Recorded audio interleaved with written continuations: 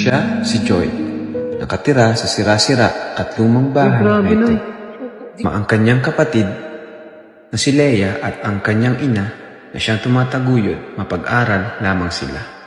Ano na lang ginagawa mo, iniisip mo, bakit kahit ganito, kalagayan nyo ay parang di sa'yo halata, parang masayahin ka pa rin?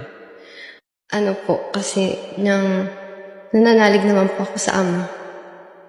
Anong pangarap mo, Joy, na makamit balang araw? Ano po, sabi ko po kayo mag-nursing ako. Marami ang pinahanga at naawa sa mag-iinang sina Joy, Leia at Nanay Imelda. Dahil sa kabila ng kahirapan, ay sama-sama silang lumalaban. Kaya naman bumuhos na lang ang kanilang luha sa sobrang saya nang matagpuan natin sila.